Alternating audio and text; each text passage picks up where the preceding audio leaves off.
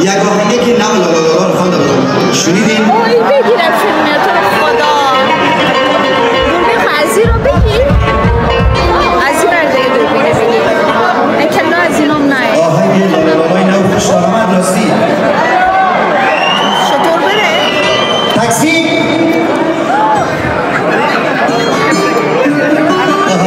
خدا مثل آدم بره فیصل جان قربان خوب شانه برانه که مست میریم فیصل جان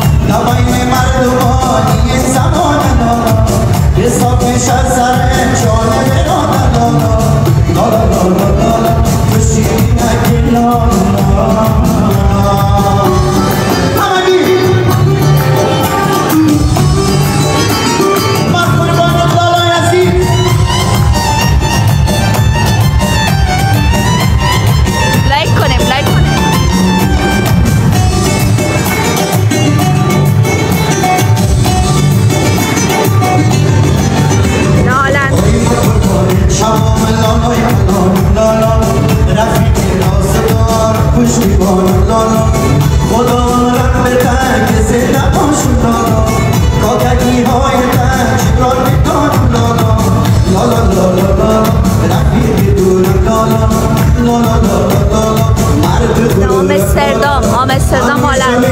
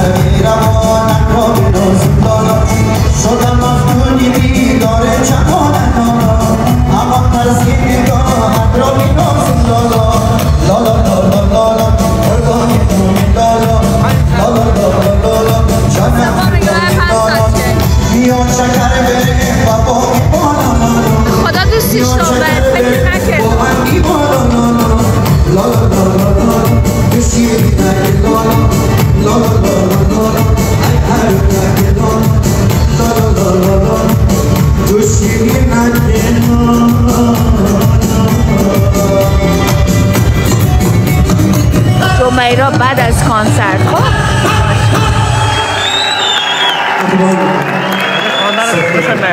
خیلی خوب خوندن می‌بینی سبقه کن این حالا براتون یک قرصه کار میخونم چیز آمستردام رای زیگون رایه باش که من چوب کنم که خوندن یا بشنیم خب آمستردام رای از سایت بوله که اینا ما مالی بیام کنسرت این نصفه شده بیم نصفم تیره بگه خیلی نبینی تو که به همه مردم میخندی بعد نمی که آمده به همه بخندیده چه کار دیگه لطفاً در آخر بیا با خدا کنسرت به هم میخوره جنگ میشه سر سنگ ششتایی قرصکه لایک کنیم رقص کنیم اگر چک بودین یک تایی مزدار میشه قربان بسکر سر سنگ ششتایی شبلی با باید تو فدستی دا باید خواهرای بابیلو مزغان جان چری؟